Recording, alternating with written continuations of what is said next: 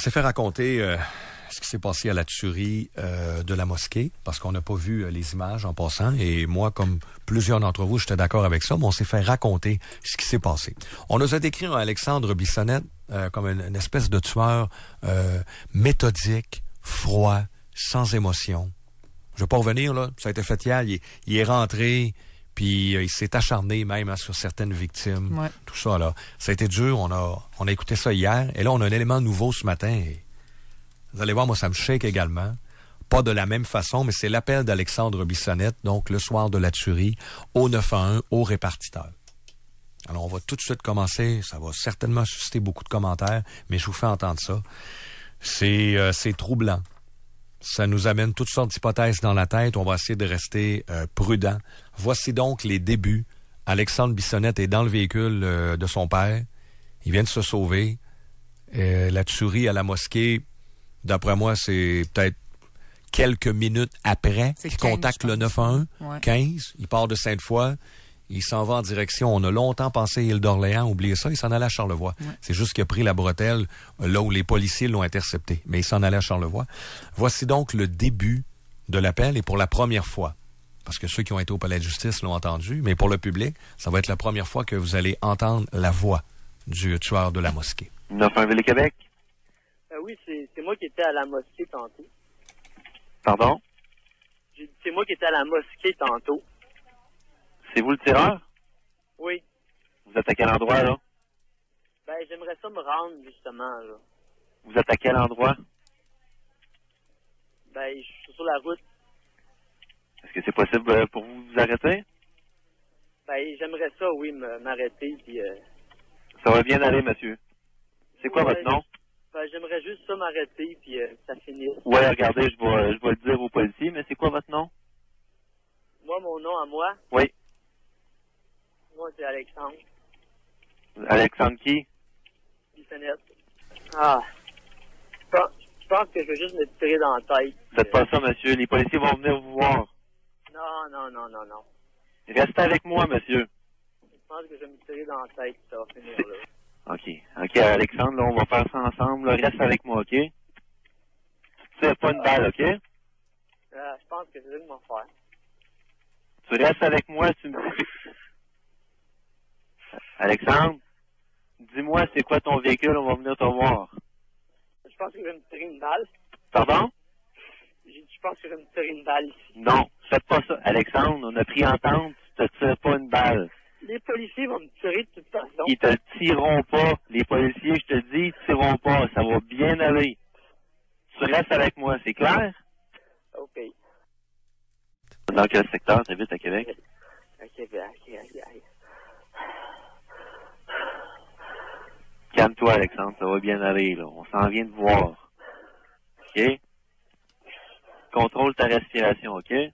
Toi, est-ce que t'as consommé de la drogue ou de l'alcool ce soir? J'ai pris de l'alcool tantôt. T'as pris de l'alcool? Environ combien? Je sais pas. Qu'est-ce qui se passe?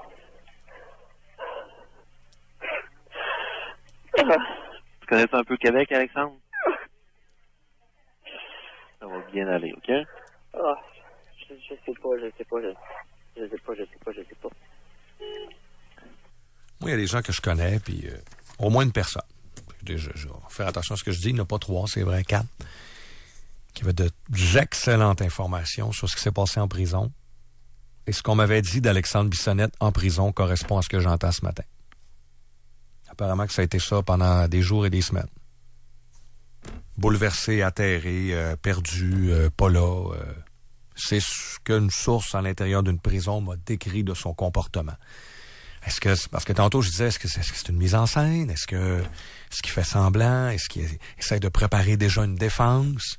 Ben, c'est ça, je peux vous dire qu'il a acté longtemps parce qu'on m'a dit que ce qu'on entend là correspond à son comportement en prison. Est-ce qu'ils réagissent tous de la même façon? Peut-être des gens qui vont dire, ben, c'est toujours ça, ils sont shakés. Non. Est-ce que tu as un problème de santé, toi? Un problème de santé? Un problème de santé physique ou mentale? Non, je sais pas. Tu sais pas? Regarde, C'est quoi ces questions-là? Un Regarde. problème de santé? Non, regarde, Alexandre, on est là dans quelques minutes, là.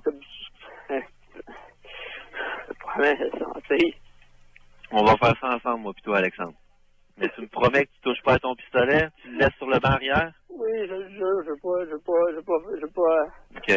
attaquer les policiers. Si tu fais ça, ça va bien aller, Alexandre, OK? Je veux pas attaquer les policiers ou rien, là. Hier, je veux sortir, je veux que ça soit fini, là. J'ai Non, pas armé. Alex, tu restes dans ton véhicule. Ça sera plus long. OK? Je veux que ça soit fini, là. J'en ai assez, là. Les policiers, ils s'en viennent te voir, là. Ça sera pas long, là. Tu restes avec moi, puis tu restes dans ton véhicule. Continue, Jean. Non, raccroche pas, on va faire ça ensemble. Je voulais conduire, puis aller dans le bois quelque part. Non, tu fais pas ça. Alex, Tirer une balle dans la tête. Alex, tu fais pas ça. Mais- Si tu fais ça, les policiers vont te courir après, ça va mal finir. Oui, mais c'est correct, c'est eux qui vont me tirer dans la tête. Ils feront pas ça, Alex. Crois-moi, ils feront pas ça. C'est pour ça que j'allais vers Charlevoix, parce que Les policiers, je voulais arrêter à quelque part, puis juste marcher. ça va être juste plus long si tu fais ça, Alexandre. Tu restes sous terre, ça va finir, ça va bien finir. Je voulais juste marcher dans le bois un peu, et me tirer une balle dans la tête. Non, tu fais pas ça, Alex, tu restes là. Y a-tu des activités que tu fais? C'est quoi? Y a-tu des activités que tu fais? Moi, ça? Ouais, toi? Je joue aux échecs, Tu joues aux échecs? T'as commencé à quel âge de jouer aux échecs? 13 ans. À 13 ans? Ouais. Fais-tu des compétitions? J'en faisais, oui. T'en faisais? Tu juste à Québec ou t'en as fait À Québec. ah ouais, à Québec? T'as-tu déjà gagné? Oui, des fois, oui. Ouais? Fait que t'étais bon. Bon. Puis tu joues moins à faire ou à cause des études, tu fais plus de tournois, C'est ça, oui. Ouais? C'est quoi t'as fait aujourd'hui? Hein? C'est quoi t'as fait aujourd'hui? Aujourd'hui? T'avais congé aujourd'hui, c'est dimanche? Oui. C'est quoi t'as fait? Ah, je me suis reposé. Tu t'es reposé? Je veux pas en parler. Tu veux pas en parler? De quoi tu veux parler? Est-ce que c'est stressant d'être répartiteur au 9-1? Ouais, des fois, c'est un peu stressant, ouais. Hey, c'est... On gère ça. Quoi, c'est un métier qui t'intéresse? Mais j'ai déjà fait le test pour ça. Le test? Pour être à l'école Chaudière-Beauce-Appalaches? Ben, pour être répartiteur pour les ambulances. Ah, pour les ambulances? Ouais. Tu sais, les codes rouges, puis... Ouais. Puis c'est parce que t'as manqué le test ou ça te tentait plus? Je sais pas. J'ai trouvé d'autres choses après. Ah ouais? Mais je suis allé faire l'examen, par exemple, pour... Puis tu m'as dit que tu t'es trouvé d'autres choses finalement? C'est quoi? Oui, finalement. C'est quoi? Je travaille à Emma Québec. Tu travailles à EMA Québec? Ouais. Ah ouais? Ouais. C'est quoi tu fais là-bas? C'est moi qui trouve des donneurs pour les dons de sang, puis de plasma, puis tout ça. Tu fais les matchs, mettons, B négatif, puis avec... Oui, c'est ça. Là, ça me tente plus d'en parler, par exemple. Ça te tente plus d'en parler? Non. De quoi tu veux parler? Je veux juste sortir d'ici, puis j'étais curé. Ouais, je comprends ça, Alex, mais on s'était dit que tu restais dans ton véhicule, hein? Il y a personne qui a été blessé, au moins. Ça, je pourrais pas te dire, j'étais pas là, j'ai pas eu de nouvelles encore. On a reçu beaucoup d'appels à cause de ça. J'ai pas eu le temps de prendre connaissance du dossier, Alexandre. J'ai pas fait de mal à personne, par exemple, hein? Je sais pas, comme je t'ai dit tantôt, Alex, j'ai pas vu. Tu dois vous devez le savoir, si... Non, Alex, quand c'est arrivé, là, on a eu beaucoup d'appels, puis on n'a pas eu le temps. On a juste su qu'il y avait des coups de fusil. Ouais. Puis on s'est dépêché, mais j'ai pas pris le temps de lire toutes les cartes puis d'avoir toute l'information. Puis après ça, ben tu m'as appelé, j'ai pas eu le temps de me renseigner. Ouais. Mais inquiète-toi pas, s'il y a des blessés, les ambulanciers sont là, puis ils vont faire leur possible. Ils sont là, ok, ils sont là. Il y a plein de policiers, plein de pompiers, plein d'ambulanciers qui sont là pour aider les gens. Aider le monde. C'est ça qui est important, hein? Oui. Moi, je fais pas mal à personne, moi. Non, effectivement. Puis ça, ils savent, je viens juste de leur envoyer, là, Dis-leur que je ferai pas de mal à personne. Ouais, je leur dis, ma collègue... J'ai jamais fait de mal à personne, ok? Tu peux leur dire ça.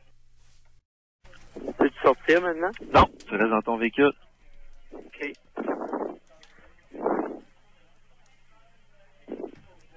Est-ce que tu vois du mouvement? Je vois une lumière qui me flash dans le face. OK. C'est normal, ça? Oui, c'est normal. Il regarde dans ton véhicule, voir si il y a quelque chose de dangereux ou quoi que ce soit. Là. Il veut juste s'assurer que tout se passe bien. Il y a juste mon manteau sur le siège droit. Ouais. OK? Mon siège passager, il y a mon manteau qui est là. Puis j'ai pas d'arme, j'ai rien. Là. OK? OK. Je vais leur communiquer l'information, OK? Je vais leur dire que tu as un manteau. Il a dit sors les deux mains. Sors les deux mains. Qu'est-ce qu'il te dit? Et voilà. Ça se termine comme ça. Il dit sors les deux mains. Probablement. Ouais. Le policier vient de crier. On a entendu pianoter. Le gars au 911 doit tout de suite envoyer l'info. Ouais. Il a son manteau à côté. Il n'y a pas d'arme sur lui. Puis là, ben, on lui a ordonné de sortir les deux mains en l'air.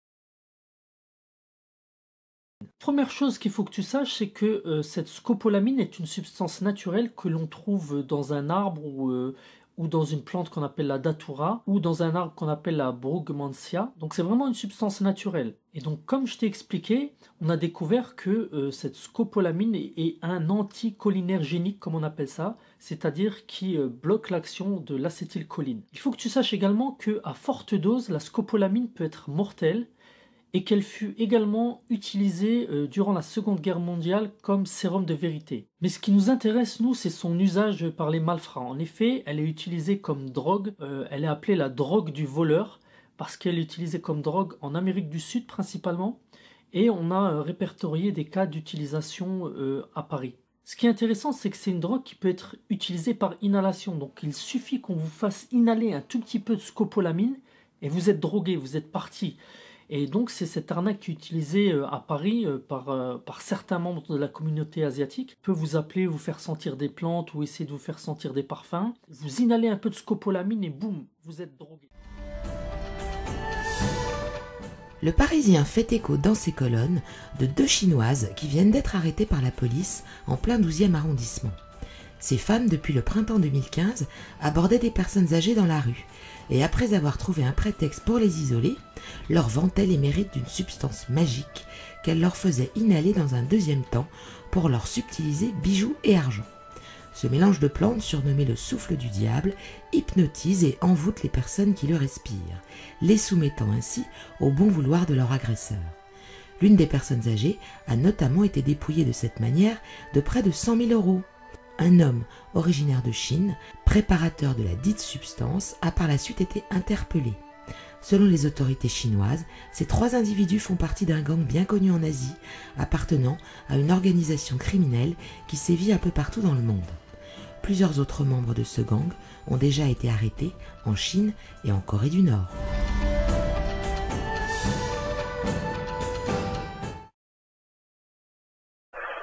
Qu'est-ce qui se passe?